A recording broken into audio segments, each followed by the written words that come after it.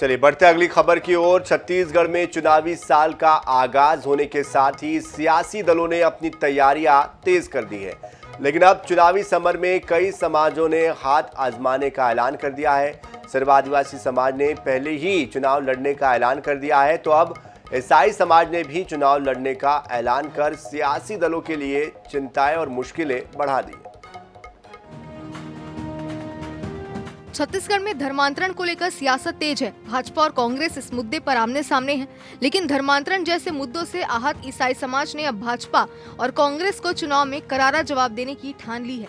ईसाई समाज ने अपने प्रभाव वाले क्षेत्रों में चुनाव लड़ने का ऐलान किया है, साथ ही 2023 के चुनाव में ताकत दिखाने की तैयारी कर रहा है।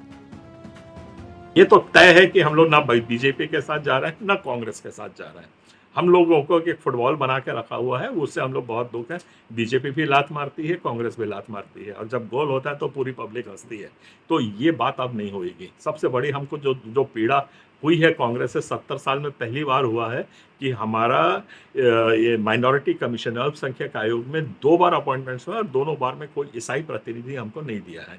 इसको हम बहुत बड़ी बेइज्जती के तौर पे मानते हैं, और इस बेइज्जती को सही करने के लिए हम चाह रहे हैं कि हम लोग सब संगठित हों।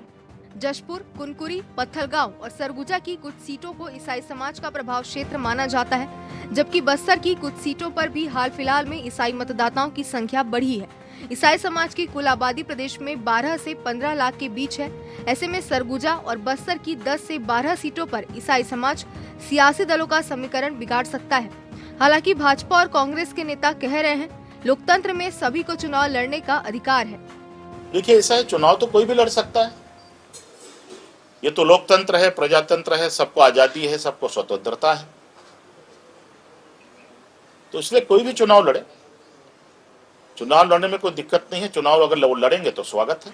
देखिए, लोकतंत्र में सबको चुनाव लड़ने का अधिकार है, मगर हम जहाँ तक हमारी सरकार की बात है, हमारी सरकार लगातार सभी धर्मों का, सभी वर्गों का, सभी जातियों का, चाहे आदिवासी समाज हो, चाहे ईसाई समाज हो या अन्य समाज हो, सभी समाजों की बातों को सुनने का प्रयास किया जाता है, उनकी समस्याओं का निराकरण करने का प्रयास किया जाता है। हम कोशिश करेंगे, अगर उनकी कोई मांगें हैं, उनकी समस्याएं हैं, उन समस्याओं का भी निराकरण हमारी सरकार करेगी।